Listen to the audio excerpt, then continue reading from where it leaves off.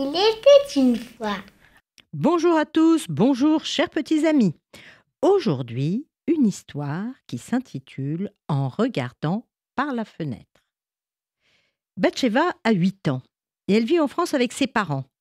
Elle adore s'occuper des bacs de fleurs sur son petit balcon. Ses parents l'envoient régulièrement voir les grands-parents en Israël, en général à la fin janvier, début février.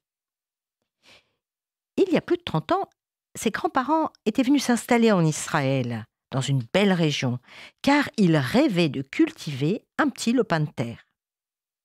Ses grands-parents, Esther et Élie, tenaient vraiment à s'établir dans ce bel endroit spécifiquement. Alors ils ont planté des arbres fruitiers et puis quelques légumes dans un potager essentiellement pour leur consommation personnelle. Ils voulaient absolument cultiver la terre d'Israël. À l'époque, ils avaient acheté une petite maison, alors très modeste, qui ressemblait d'ailleurs plutôt à une cabane. Et puis au fil des années, les grands-parents de Batsheva agrandirent la maison, firent des travaux petit à petit, de plus en plus sophistiqués. Elle était devenue très jolie, cette maison.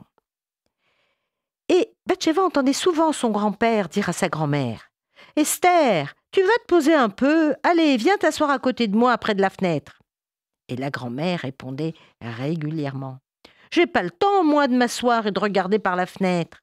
Allez, viens ici, je vais te faire un bon thé chaud. » Bon, d'accord, c'était un petit rituel. Et à chaque fois, ses grands-parents faisaient une pause en regardant par la fenêtre. Batsheva ne comprenait pas pourquoi. Il se trouvait là, devant cette fenêtre. « Mais pourquoi, papy et mamie, pourquoi vous n'allez pas sur la terrasse, de l'autre côté ? Elle est bien aménagée. Pourquoi celle-là ?» Et en effet, de l'autre côté de la maison, il y avait une belle terrasse avec un barbecue, une balancelle, des poufs, une vraie terrasse. Mais un jour, Batsheva s'approcha de cette fenêtre. Elle aussi aurait aimé rêver en regardant par la fenêtre. Mais elle leur dit « Mais il n'y a rien à voir. La terre est fraîche et nue, c'est vide. Mamie, il n'y a rien, mais rien à voir. Franchement, moi, ça ne me fait pas rêver. » Mamie Esther répondait « Ma chérie, patience, tu verras. » Et tous les jours, son grand-père buvait son thé en regardant par la fenêtre. Un jour, Batsheva vint s'asseoir sur les genoux de son papy. Elle regarda son papy dans les yeux, puis tourna son regard par la fenêtre. Et là, elle fut émue. Alors, chers petits éditeurs, écoutez bien. C'est difficile de deviner pourquoi, mais elle enlaça son papy Élie. « Mamie, viens regarder avec nous par la fenêtre. » Esther arriva en courant, en hurlant. « Oh, j'espère que ce ne sont pas encore des bêtes, des chiens, des rats, des lapins qui vont encore tout saccager. Mais non, mamie, regarde !» En fait, il n'y avait toujours rien à voir. Mais ils devinaient, tous les trois, les pousses des fleurs du jardin, qui commençaient à peine à sortir de terre. Et oui, ma petite fille, c'est la beauté de la nature. On devine, on imagine les futures fleurs. Et papy continuait, tu vois, ça n'a l'air de rien. Mais les fleurs, c'est la beauté de la nature. Alors la mamie prit Batsheva et l'entraîna au premier étage. Allez, viens regarder par la fenêtre au premier étage et tu vas comprendre.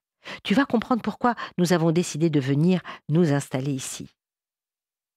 En regardant par la fenêtre du premier étage, Batsheva comprit. Elle s'exclama « Oh, mais les arbres au loin sont de toutes les couleurs.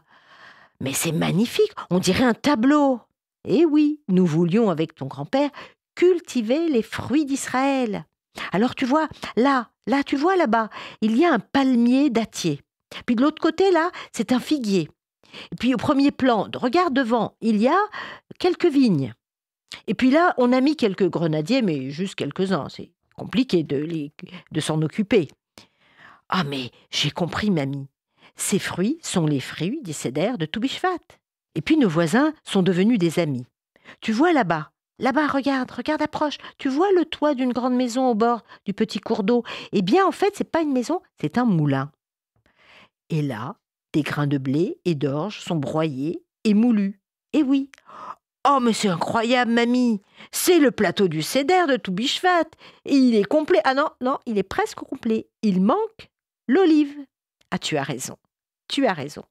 Et nous allons tous les ans, en décembre, à peu près vers les vacances de Hanouka, chercher des olives fraîches. Oh, comme c'est beau, mamie. Maintenant, je comprends tout. Tu sais, moi aussi, j'ai planté des fleurs. Et je comprends pourquoi, moi aussi, j'aime tant la nature. Vous m'avez communiqué cette envie. Et c'est un vrai bonheur de prendre soin des fleurs, des arbres et de la terre. En effet, c'est prendre soin de nous, de vous, des futures générations. Alors même si ce n'est pas la fête de Tou Bishvat, le nouvel an des arbres, c'est un vrai bonheur de voir la nature se réveiller, renaître et donner ses fleurs et ses fruits. Prenez soin d'elle. Au revoir à tous.